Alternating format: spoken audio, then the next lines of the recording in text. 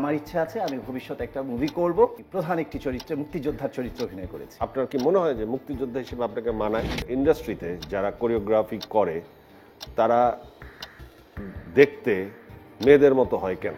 সবচেয়ে ফ্যাশনেবল গায়ক কে? কেউ না। বাংলাদেশের কোনো চলচ্চিত্র দেখে কোনো মানুষ কোনো নায়ক বা নায়িকার ফ্যাশন ফলো করছে বা তাদের ড্রেস কিনছে এরকম নজির খুব কমই পাওয়া যায় হ্যাঁ, আজকাল। এটা একটা আফসোস, এটা দুঃখবোধ রয়ে গেছে যে আমরা বাইরের একটা মুভি দেখে ওই ড্রেসের, ওই ছবির ওই ড্রেসটা বা ওই হেয়ার কাটটা বা ওই ফ্যাশনটাকে আমরা ট্রেন্ড হিসেবে ফলো করি, কিন্তু আমাদের ফিল্মে সে ব্যাপারটা এখনও স্টাবলিশ হয়নি।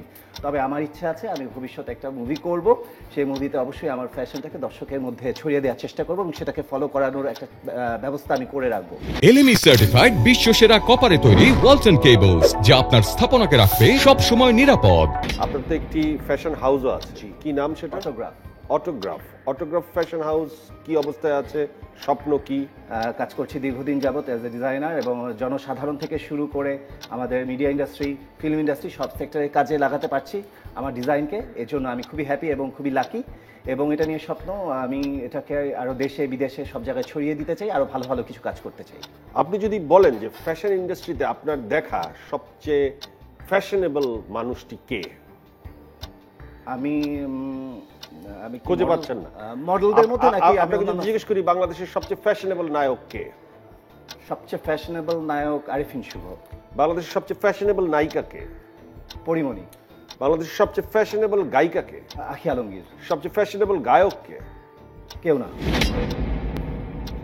আপনাদের ইন্ডাস্ট্রিতে যারা কোরিওগ্রাফি করে তারা দেখতে মেয়েদের মতো হয় কেন?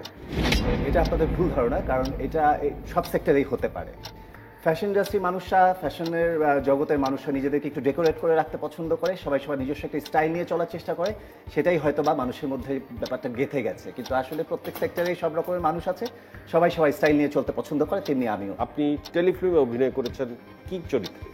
টেলিফিল্মে আমি অভিনয় করেছি সম্প্রতি ইমপ্রেস টেলিফিল্মেরই উষ্ণিস নাটকটির নাম। আমি প্রধান একটি চরিত্রে মুক্তিযোদ্ধার চরিত্রে অভিনয় করেছি। আপনার কি মনে হয় যে মুক্তিযোদ্ধা হিসেবে আপনাকে মানায়? সেটা তো নাটক প্রচারের পর দর্শক দেখে বলতে পারবে। সেক্ষেত্রে কি এই চুলটাই ছিল? না, আমি আমার চরিত্রের জন্য নিজেকে সম্পূর্ণ ভেঙেছি এবং